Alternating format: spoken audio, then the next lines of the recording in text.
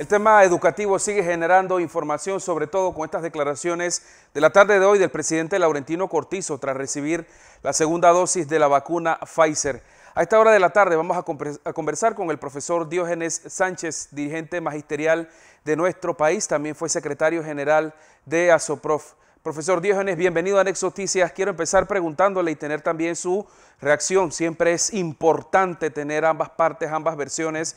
Durante este fin de semana, muchos o algunas personas a través de las redes han cuestionado una entrevista que usted dio a cierto medio de comunicación, asegurando que usted no representa quizá algunos gremios, que algunos docentes son vagos, que no quieren regresar a las aulas de clase. Profesor, para que usted sea quien pues dé su versión en relación a todas estas declaraciones a través de los medios de comunicación o de las redes sociales, y la recomendación antes que todo a la prudencia y también a un manejo adecuado en las aulas de clase, sobre todo en estos días. Bienvenido, muy buenas tardes.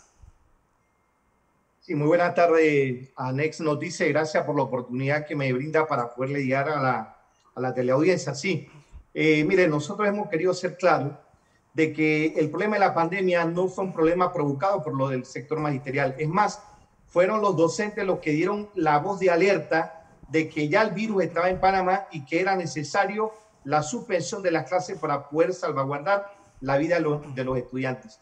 Siempre el objetivo principal y fundamental de todos los gremios magisteriales ha sido preservar la vida de nuestra niñez, la vida de nuestros adolescentes. Siempre ha sido el objetivo fundamental nuestro. Nos preocupa muchísimo una campaña que se ha querido levantar en contra del sector magisterial, una campaña de odio, donde se califica de vagos. Yo quisiera que alguien me dijera a mí, ¿qué estudiante que, por ejemplo, es estudiante mío, diga que el profesor Diógenes no da clases?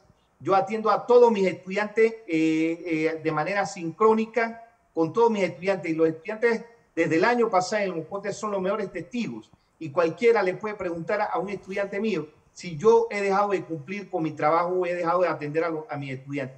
Siempre he cumplido con mi jornada de trabajo, y así como el teletrabajo se convirtió en una modalidad, la docencia en este momento también se ha convertido en una modalidad que nosotros no hemos provocado, insisto. Nosotros queremos volver a las clases presenciales, pero hemos dicho que tiene que haber una serie de condiciones, sobre todo de bioseguridad en los centros escolares. La ministra de Educación había planteado la posibilidad de que 400 escuelas iniciaran, y cuando comenzamos a ver las escuelas que estaban en ese listado, por lo menos de las 19 que habló inicialmente, pero después habló de 400, nos dimos cuenta que, por ejemplo, el colegio Daniel Octavio Crespo en Bugaba no reúne en lo absoluto las condiciones para un inicio del año escolar. Inmediatamente eso trajo la reacción de padres de familia y de docentes que decían que cuál había sido el criterio que se había utilizado para que ese colegio empezara, cuando ahí por lo general hay problemas de agua potable. Y así un gran sinnúmero de colegios en este país no hay agua potable. Algunos nos dicen, pero es que nunca ha habido agua potable en las escuelas. Sí, pero ahora estamos en pandemia.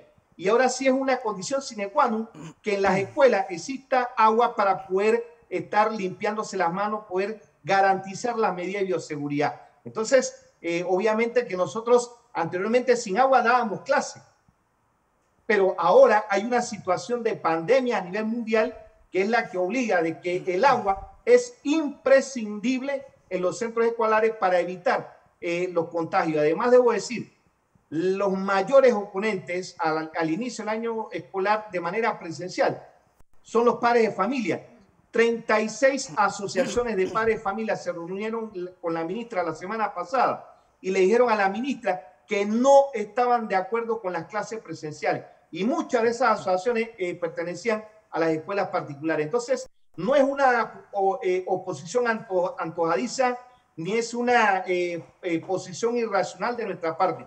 Sencillamente estamos haciendo una lectura de la realidad de los centros escolares. Aquí UNICEF señala de que se ha perdido mucho tiempo de manera con los estudiantes, pero UNICEF desconoce la realidad de nuestros centros educativos. Vayan a los colegios. Miren, mañana precisamente el colegio Yecta Bedunca, y esto en plena pandemia, mañana los profesores tienen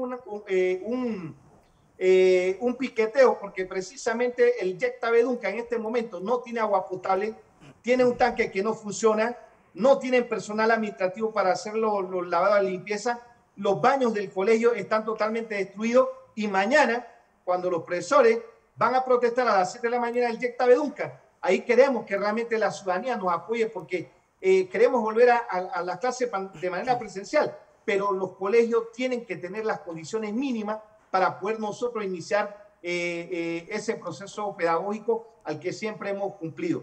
Otro elemento, se ha dicho que los docentes somos una casta privilegiada. Los docentes estábamos en la cuarta etapa y han sido los sectores fácticos de este país, los sectores económicos, los que han negociado con el gobierno y nos bajaron de la cuarta etapa a la segunda, porque ellos pretenden impulsar las clases presenciales para activar la economía, a expensas de la salud y de la vida de nuestros niños y de nuestros adolescentes.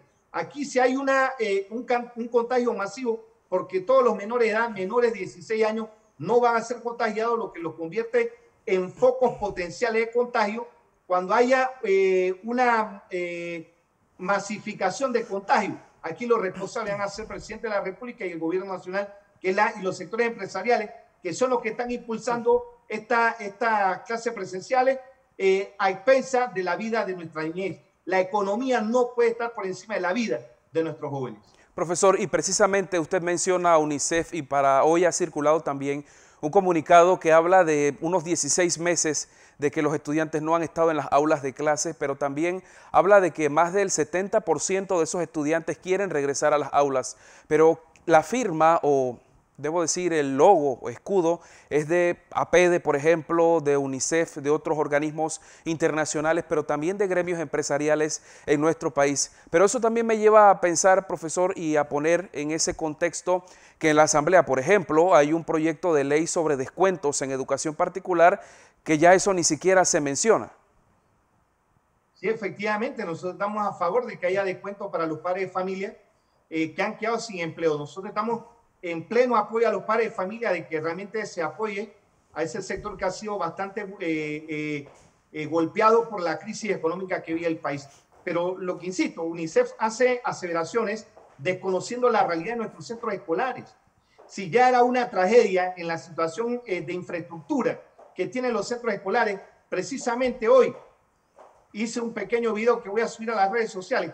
Hoy yo fui a la Escuela República de Venezuela, el símbolo de bastión de lucha del magisterio panameño en este país. Usted viera el estado de tragedia, de abandono, el estado miserable en que se encuentra la Escuela República de Venezuela y que también alberga al comercial Bolívar. Eso está lleno de basura, lleno de indigentes y realmente, ¿cuándo ha habido la voluntad política de realmente querer reconstruir la Escuela República de Venezuela? Hay un abandono por parte del Estado de los centros escolares de este país, que ya lo veníamos denunciando desde hace años. Desde hace años hemos venido peleando por el tema del 6% para que las escuelas en este momento tengan los recursos. Los compañeros del Dunca que van a piquetear mañana me plantean que ni siquiera el Meduca le ha hecho los depósitos del FESE. ¿Cómo pueden entonces esa escuela comprar cloro, comprar desinfectante, comprar gel, si ni siquiera tiene fondos para poder comprar los insumos mínimos para poder garantizar la limpieza de esos centros escolares? Entonces, realmente aquí el responsable ha sido el gobierno. Los docentes hemos hecho un sacrificio inmenso. Este servidor ha tenido que aumentar la velocidad de la data, ha tenido que hacer contratos nuevos con estas empresas telefónicas para aumentar la capacidad de mega y poder yo impartir mi clase normalmente con mis estudiantes. Insisto, aquellos sectores que nos atacan, y en el caso particular ayer de una entrevista que me hicieron en un medio, yo quisiera que esos señores que me atacan le pregunten a los estudiantes del Instituto José Lore Mocote si yo no le imparto clase o yo no le dicto clase a ellos. Esos son mis mejores testigos. No me preocupa lo que piensen los demás, lo que me preocupa son lo que piensen mis estudiantes, que siempre los he atendido y ellos son mis mejores testigos de que nunca he dejado de darle una hora de clase a mis estudiantes. Así que esos que nos atacan, que levantan esa campaña de odio, realmente desconocen la situación de los centros escolares y nos preocupa. No se puede pensar con la lógica de la caja registradora de la Cámara de Comercio. Aquí la lógica tiene que ser la lógica de la sensatez, de la cordura y la preservación de la vida de nuestros estudiantes, que es lo más importante para el sector magisterial.